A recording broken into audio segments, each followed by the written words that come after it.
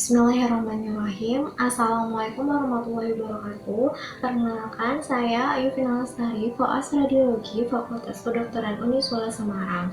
Di sini saya akan mempresentasikan tentang bab 5 Learning Radiologi mengenai Recognizing Airspace versus Interstitial Lung Disease.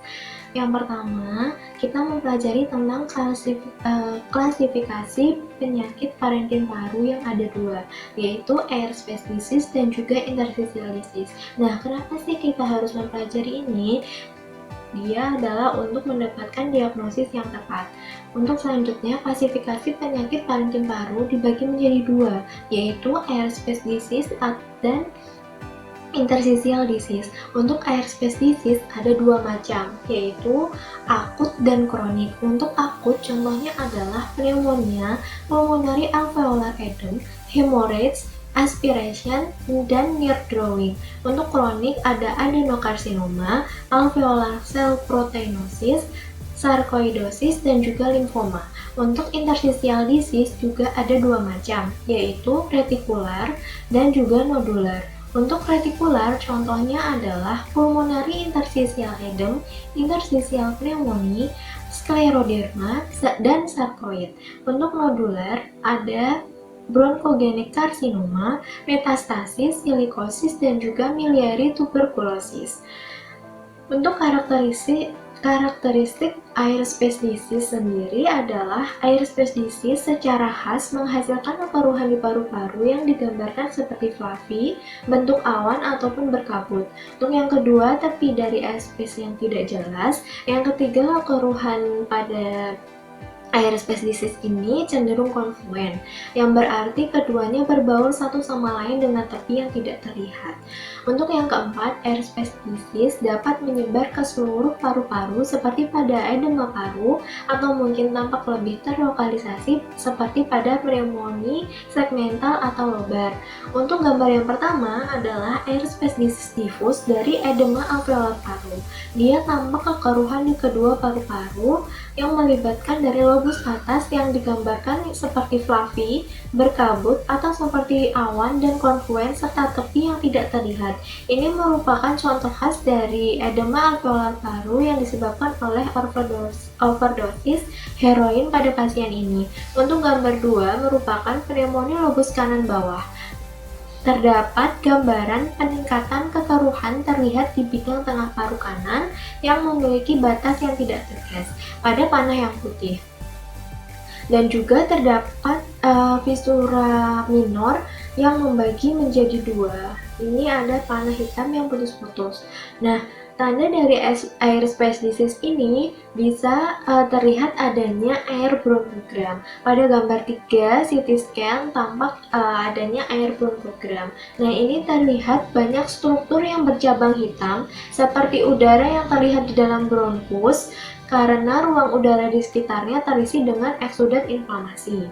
Nah, apa sih yang bisa mengisi ruang udara atau alveolar selain udara? Yang pertama adalah cairan, seperti terjadi pada edema paru. Yang kedua adalah darah, misalnya pada perdarahan paru. Yang ketiga adalah cairan lambung, misalnya pada aspirasi. Yang keempat adalah pada eksudat inflamasi, misalnya pneumonia. Yang kelima adalah air, misalnya pada hampir tenggelam.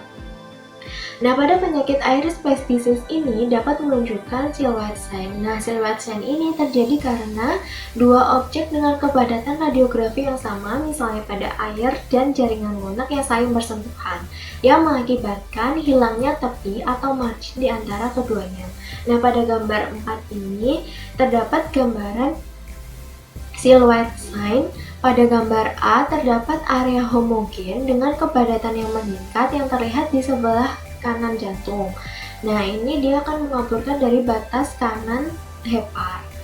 Nah, disebut silhouette sign karena bersentuhan dengan batas jantung kanan yang terletak di anterior dada dan juga memiliki kepadatan radiografi yang sama dengan jantung, misalnya cairan atau jaringan lunak, dan juga dia tidak mengaburkan dari hemidiafragma yang kanan.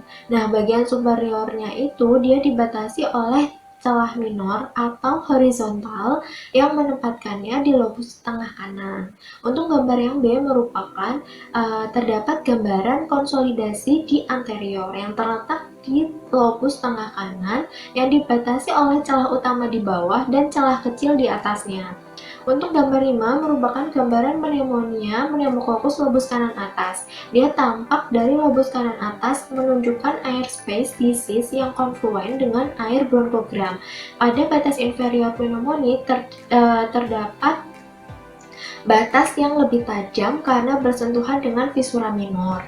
Nah, untuk gambar 6 tampak adanya edem alveolar paru yang terdapat gambaran fluffy bilateral perihilar pada aerospace disease dengan tepi yang tidak jelas dan biasanya digambarkan memiliki konfigurasi seperti bat wings atau angel wings. Nah, juga tidak ada air bronkogram yang terlihat, namun terlihat jantung yang membesar. Untuk gambar 7 tampak aspirasi pada lobus bawah kanan dan kiri. Tampak adanya kekeruhan di lobus kanan bawah fluffy dan berbentuk konfluen dengan batas tidak tegas. Juga ada kepadatan yang sama di lobus kiri pada panah yang putih dan juga terdapat penyebaran bibasilar ini. Dia akan lebih mencurigakan ke etiologi untuk aspirasi. Selanjutnya, karakteristik penyakit paru intersisial. Yang pertama adalah penyakit paru intersisial memiliki pola retikuler nodular atau retikulonodular yang diskrit. Untuk yang kedua, paket penyakit dipisahkan oleh paru-paru yang tampak normal dan diskrit. Nah, tapi paket penyakit intersisial biasanya tajam dan terpisah. Untuk yang ketiga, biasanya tidak ada air bronkogram. Yang keempat, penyakit dapat menyebar secara vokal atau difus di paru-paru. Untuk gambarnya, terdapat 3 pola penyakit paru intersisial. Pada gambar A, terlihat adanya bersifat retikuler yang terdiri dari garis-garis yang saling bersilangan pada lingkaran putih, dan juga yang B ini merupakan penyakit didominasi yang nodular atau dilihat dari lingkaran yang putih putus-putus. Nah, pasien ini diketahui memiliki atau menderita karsinoma tiroid dan nodul ini menunjukkan fokus metastasis kecil yang terhitung banyaknya di paru-paru. Untuk gambar yang C merupakan penyakit intersisial retikulonodular paru. Nah, ini merupakan gambaran close up dari lobus kanan bawah pada pasien dengan sarkoidosis. Untuk gambar selanjutnya, ini merupakan gambaran varicella pneumonia. Nah, banyaknya klasifikasi granuloma yang tak terhitung ini terjadi di intersisial paru, yang terlihat seperti nodul kecil dan terpisah di paru-paru. Nah, pada gambar ini, pasien ini memiliki riwayat dari pneumonia yang varicella beberapa tahun yang lalu. Untuk beberapa penyakit paru intersisial, yang pertama adalah penyakit paru intersisial retikuler yang dominan. Contohnya adalah edema intersisial pulmonal. Nah, edema intersisial pulmonal dapat terjadi karena peningkatan tekanan kapiler atau gagal jantung yang kongestif, peningkatan permeabilitas kapiler atau reaksi alergi, dan juga penurunan absorpsi cairan atau blokade limfanitik akibat penyakit metastasis.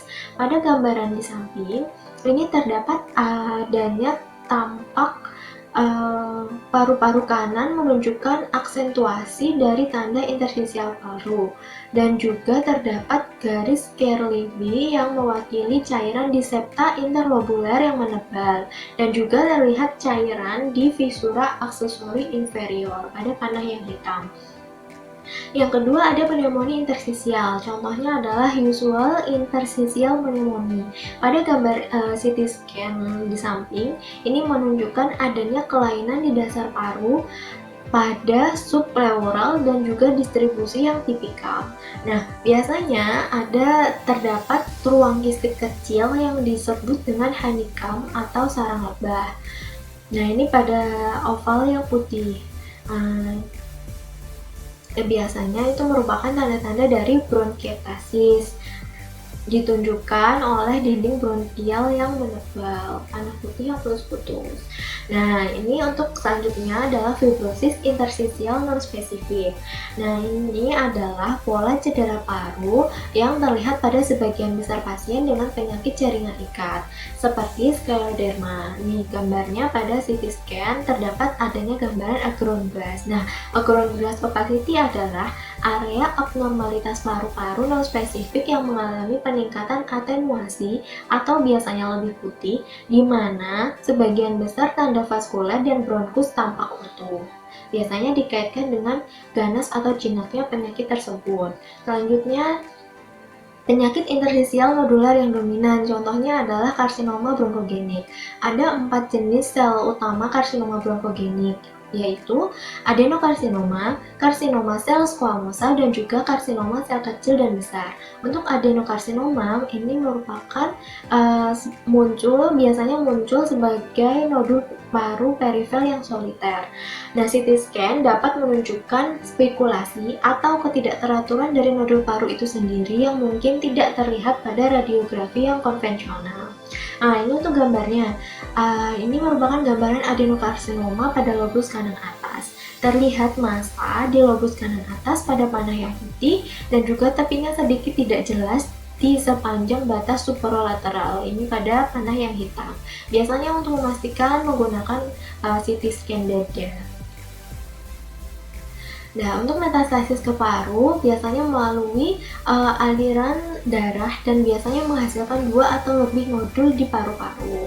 Nah, ketika mencapai ukuran besar, kadang-kadang disebut dengan kanobal metastasis.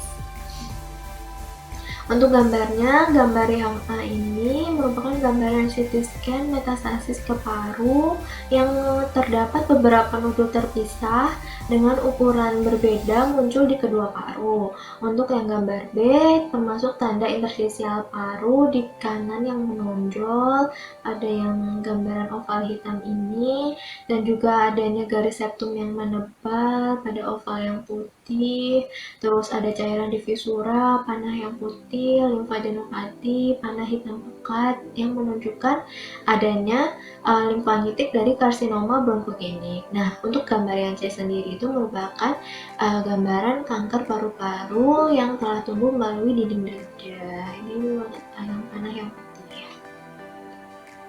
Selanjutnya, penyakit interstisial retikular dan nodular campuran atau penyakit retikular nodular. Contohnya adalah sarkoidosis. Nah, pada perkembangan penyakit sarkoidosis ini dimulai dari adenopati, merupakan tahap pertama. Dia berlanjut ke kombinasi penyakit paru interstisial dan adenopati, tahap kedua, dan juga kemudian berlanjut ke tahap di mana adenopati menurun sedangkan penyakit paru interstisial tetap ada, itu merupakan tahap yang ketiga. Untuk gambaran yang 16 ini merupakan gambaran sarkoidosis. Nah, gambaran sarkoidosis ini menunjukkan adanya hilar bilateral yang panah hitam yang solid dan juga adenopati paratrakeal kanan, dan juga terlihat distribusi klasik untuk adenopati pada sarkoidosis.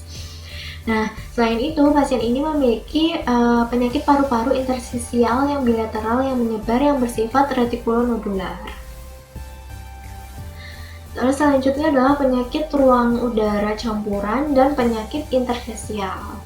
Maksudnya adalah campuran dari penyakit ruang udara dan penyakit interstisial. Contohnya adalah tuberkulosis. Yang pertama adalah tuberkulosis paru primer. Untuk tuberkulosis paru primer terdapat pada gambar 17 ini tampak adanya penonjolan hilus kanan disebabkan oleh adenopati. Nah, pada hitam yang pekat ini, adenopati hilar unilateral mungkin merupakan satu-satunya dari manifestasi infeksi primer dari Mycobacterium TB, terutama pada anak-anak. Nah, ketika menghasilkan pneumonia, TB primer ini mempengaruhi dari lobus atas sedikit lebih daripada lobus yang bawah. Selanjutnya adalah efusi tuberkulosis. Nah, efusi tuberkulosis ini pada gambaran yang 18 terdapat efusi pleura kiri yang masif. Nah, efusi tuberkulosis itu sendiri adalah eksudat yang dapat terjadi baik bentuk primer maupun postprimer, tetapi lebih sering terjadi pada bentuk yang primer. Nah, biasanya dia unilateral dan memiliki kecenderungan untuk bisa bergerak.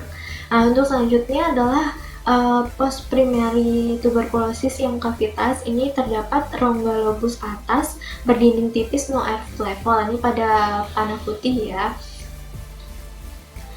Terus selanjutnya untuk gambaran TB pasca primer dengan penyebaran transbronkial. Nah ini terlihat adanya pneumonia pada kedua lobus atas dan juga adanya banyaknya celah yang terlihat pada penyakit paru ruang udara di kedua lobus atas. Nah pneumonia lobus cavitas atas yang diduga TB. Nah, selain itu ada penyakit saluran udara di lingula. Nah, temuan lain yang menunjukkan TB, penyakit yang dapat menyebar melalui jalur transbronkial ke lobus bawah yang berlawanan atau lobus lain yang di paru yang sama. Untuk selanjutnya, gambaran bronkiektasis tuberkulosis. Nah, ini biasanya disebabkan akibat dari infeksi endobronkial atau fibrosis yang berdekatan. Nah, tempat yang paling umum biasanya pada segmen apikal dan posterior di lobus yang atas. Nah, untuk yang terakhir adalah tuberkulosis yang miliar. Tuberkulosis miliar ini pada gambaran CT scan terdapat nodul yang bulat kecil yang tak terhitung jumlahnya, yang terlihat pada pasien dengan tuberkulosis yang miliar pada lingkaran putih ini. Nah, pada awal penyakit, nodul yang sangat kecil sehingga seringkali sulit dideteksi dengan radiografi yang konvensional. Ya, terima kasih atas waktunya. Presentasi saya telah selesai. Wassalamualaikum warahmatullahi wabarakatuh.